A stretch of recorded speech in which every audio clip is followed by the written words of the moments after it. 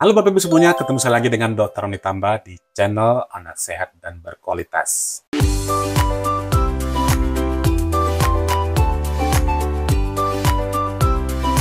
Apa kabarnya Bapak Ibu semuanya? Saya mendoakan agar kita selalu sehat dan putra-putri kita bisa bertumbuh dan berkembang sesuai dengan potensi genetiknya. Nah, kali ini Bapak Ibu, kita akan membahas satu materi, yaitu 3 hal yang berpengaruh atau berpengaruh di sini dalam artian meningkatkan tinggi atau panjang badan anak kita. Nah, ada 3 hal terutama ya ternyata yang bisa mengoptimalkan panjang atau tinggi badan bayi dan anak. Tentu saja ada beberapa orang tua yang ingin anaknya tinggi ya, jadi mereka ingin memastikan bahwa semua hal yang melakukan sejak dini ini merupakan hal yang optimal yang bisa menunjang panjang atau tinggi badannya mereka saat sudah besar nantinya. Ini merupakan topik kita kali ini, tapi seperti biasa Bapak Ibu, saya mengucapkan terima kasih kepada Bapak Ibu yang sudah rajin menyimak materi-materi kami di channel Anak Sehat dan Berkualitas. Dan bagi Anda Bapak Ibu yang mungkin saja baru pertama kali menyimak materi kami, jangan lupa klik tombol subscribe-nya ya, jangan lupa ya.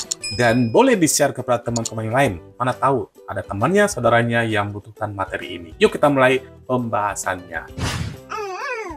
Jadi Bapak Ibu semuanya, panjang badan atau tinggi badan itu merupakan salah satu parameter dari pertumbuhan. Parameter lain misalnya berat badan, lingkar kepala. Nah, ini adalah parameter pertumbuhan yang bisa diukur. Nah, kalau misalnya tinggi atau panjang badan bisa diukur nih dengan sentimeter, dengan meter. Nah, ini merupakan hal-hal yang bisa kita ukur. Teman-teman semua, yang namanya tinggi badan bayi atau anak ini itu ternyata dipengaruhi oleh 2 golongan besar, yaitu genetik dan non-genetik. Genetik artinya memang sedikit banyak bayi itu dipengaruhi oleh tinggi potensi genetik orang tuanya.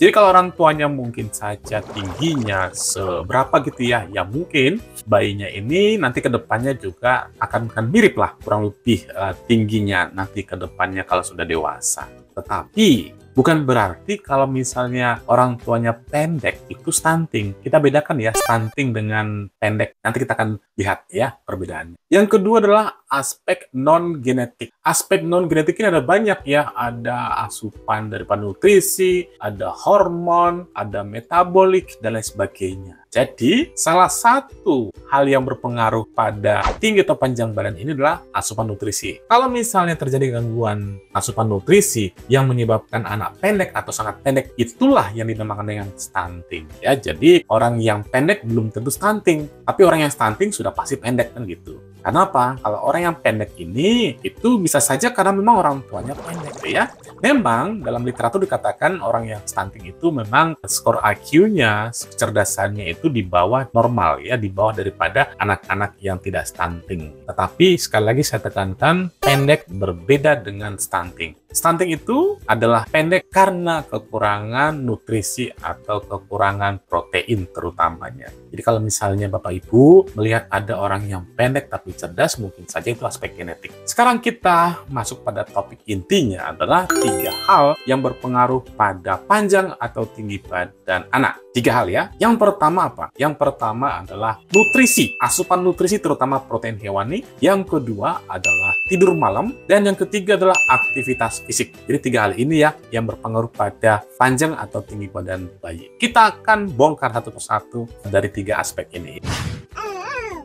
Yang pertama tadi saya katakan adalah dari asupan nutrisi terutama protein hewaninya. Teman-teman semua, kenapa protein hewani? Kenapa nggak nabati? Ternyata protein hewani itu mengandung hal yang lebih dibandingkan dengan protein nabati. Apa saja? Ternyata asam amino dalam protein hewani itu lebih lengkap, lebih komplit ya, kurang lebih 9 jenis asam amino. Kita tahu yang namanya asam amino adalah protein yang memang tidak bisa, atau asam amino yang tidak bisa diproduksi oleh tubuh kita. Dia dapatnya dari mana? Harus dari luar, dari makanan. Jadi asam amino daripada protein hewani itu lebih komplit, lebih banyak dibandingkan dengan protein nabati. Artinya juga teman-teman semua jangan salah pemikiran atau jangan salah interpretasi jadi nggak usah dikasih protein nabati. Bukan demikian. Dua-duanya itu bagus, dua-duanya juga kalau diberikan bagus, tetapi kalau misalnya kita memilih, itu ditambahkan protein hewaninya dibandingkan dengan nabatinya. Ya, jadi kalau misalnya ada anak kita, berikanlah protein hewani dalam setiap porsi makannya, setiap hari diberikan. Alasan yang kedua adalah dalam protein hewani itu bisa merangsang stimulasi hormon pertumbuhan. Stimulasi hormon pertumbuhan apa itu? Yaitu ada namanya triptofan. Dalam protein hewani akan menstimulasi hormon GH, growth hormone. Ya, dengan growth hormone ini maka nanti bisa menunjang pertumbuhan dan tinggi badan si bayi. Yang ketiga adalah mikronutrisi pendukung tulang dan pertumbuhan. Ya, jadi memang dalam protein hewani ini ada mikronutrisi yang memang pertumbuhan tulang sangat baik ya. Apa saja? Misalnya ya, vitamin B12, vitamin D, zat besi, zinc, omega 3, omega 6 yang krusial untuk pertumbuhan tulang dan kekuatan otot. Nah, vitamin D itu untuk apa? Untuk meningkatkan penyerapan kalsium buat tulang otot. Nah, zat besi dan zinc membantu sistem imun, energi, dan juga regenerasi sel. Sedangkan DHA atau omega 3 ini penting untuk mendukung kepadatan tulang dan fungsi otak. Jadi itu merupakan alasan kenapa protein hewani ini sangat penting untuk memaksimalkan daripada panjang atau tinggi badan anak kita. Berapa porsinya? Ya kurang lebih 10-20% dalam setiap porsi makan anak. 10-10 bagian lah kurang lebihnya. Yang kedua adalah tidur malam. Nah, teman-teman semua, dalam jurnal atau penelitian dikatakan ya, kalau kita lihat tidur itu kan ada tidur siang, ada tidur malam, atau tidur dalam 24 jam. Ternyata yang lebih penting anak itu adalah tidur malam. Bukan hanya anak sebenarnya, tapi untuk kita juga yang dewasa. Tapi untuk anak-anak, ternyata tidur malam ini bukan hanya untuk regenerasi sel, bukan hanya untuk recovery kalau kita kelelahan, tetapi juga untuk tinggi atau panjang badannya. Ingat ya, tidur malam. Tidur malam seperti apa? Ternyata tidur malam yang optimal, yang memang tidurnya lelap. Kenapa? Pada saat ini terjadi namanya pelepasan hormon pertumbuhan atau growth hormone tadi. Nah, ini ternyata dalam penelitian dikatakan kalau seseorang itu, bayi dan anak, bisa mendapatkan deep sleep, tidur dalam yang baik dan optimal, itu bisa meningkatkan 75% atau mengoptimalkan sekresi atau pengeluaran si hormon pertumbuhan atau si growth hormone ini. Pertanyaannya adalah jam berapa sih jam yang optimal keluarnya si hormon pertumbuhan ini? Ternyata kurang lebih jam 10 sampai jam 2. Ya, jam 10 malam sampai jam 2 dini hari. Nah, bukan berarti jam 10 malam anak ini mulai tidur, tidak. Ingat tadi syaratnya adalah tidurnya harus deep sleep. Seseorang, Bapak Ibu semua, untuk mendapatkan deep sleep ini dikatakan memerlukan waktu 90 menit atau 1,5 jam. Bukan lantas kita langsung tidur 5 menit langsung deep sleep, tidak ya. Ternyata untuk mendapatkan deep sleep itu 1,5 jam atau 90 menit. Jadi, kalau misalnya tadi hormon pertumbuhannya banyak dikeluarkan atau dioptimalkan pada pukul 10 malam sampai jam 2 pagi, maka 10 malam dikurangi 1,5 jam, jadi jam setengah 9. Jadi Bapak Ibu semua, kondisikanlah anak itu tidur malamnya paling telat jam setengah 9 malam. Kita optimalkan dengan cara apa? Dengan cara menjaga kenyamanannya. Tidur itu tidak terganggu, tidak ada lagi HP, tidak ada lagi orang yang berisik, suasananya memang suasana untuk tidur. Supaya anak ini bisa tidurnya cepat dan juga bisa mencapai deep sleep yang segera. Jadi, teman-teman semua, ternyata kesimpulannya adalah durasi tidur malam ini lebih krusial dibandingkan durasi tidur total. Ya, misalnya orang tua mengatakan tidurnya anak itu ya 10-12 jam misalnya nih ya, tapi tidur siangnya 8 jam atau 10 jam, malamnya cuma 3 jam ya. Bukan demikian, tapi tidur malamnya yang lebih optimal, yang lebih krusial gitu untuk mengoptimalkan si hormon pertumbuhan ini yang penting untuk tinggi badan anak. Itu hal yang kedua. Yang ketiga sekarang ya, adalah aktivitas fisik. Memang aktivitas fisik pada anak ini bisa berbeda-beda, tetapi pada umumnya sama. Sampai usia anak 2 tahun kan hampir sama ya, bahkan sampai 5 tahun anak itu akan,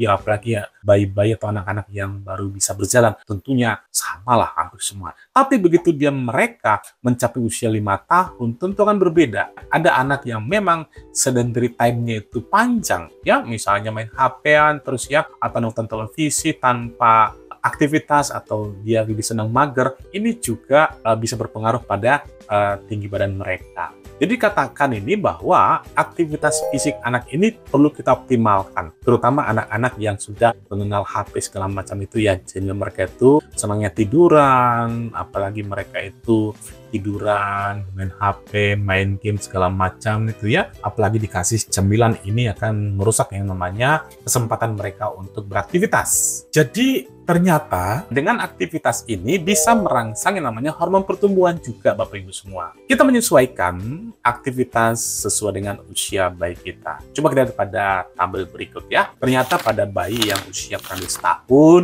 bisa kita mulai dengan aktivitas tummy time ya. Tummy time itu ya bisa tengkurap, bisa merangkak, berguling-guling, atau menggenggam. Ini misalnya lebih dari 30 menit per hari yang tersebar sepanjang hari ini cukup untuk menunjang aktivitas mereka. Untuk anak 1-2 tahun bisa bermain aktif ya, bisa merangkak yang belum bisa berjalan, bisa berjalan ringan, atau bermain bebas ya dengan orang tua atau pengasuhnya. Lakukan lebih dari 180 menit per hari, intensitasnya ringan sampai berat. Untuk anak usia 3-4 tahun, kita mulai mungkin dengan berlari, bermain bola, senam-senam kecil, atau memanjat apapun deh yang bisa dan aman untuk mereka lakukan. Sama nih, lakukan lebih dari 180 menit atau kurang lebih jam ya, dengan lebih dari 60 menit intensitas yang sedang dan tinggi. Nah, untuk anak-anak yang sudah rawan resiko kena paparan screen time, maka untuk usia anak yang lebih dari 5 tahun,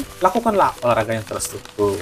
Ya, apapun ya, mungkin aktivitas bermain di luar gitu ya. Kalau aerobik kan susah ya untuk anak lebih dari 5 tahun ya. Bermainlah, misalnya bermain bola-bola, bermain lari, atau melakukan aktivitas yang mereka inginkan, tapi itu bisa menggerakkan badannya mereka. Jadi ini merupakan aktivitas-aktivitas sesuai dengan usia anak. Demikian Bapak Ibu semuanya, saya sudah paparkan tentang 3 hal yang paling berpengaruh untuk tinggi atau panjang badan bayi kita yang bisa kita optimalkan sejak dini supaya mereka nanti bisa tingginya atau panjangnya bisa optimal ketika mereka sudah remaja atau dewasa. Mudah-mudahan materi ini bisa bermanfaat bagi kita semuanya. Salam sehat Bapak Ibu semuanya. Dadah.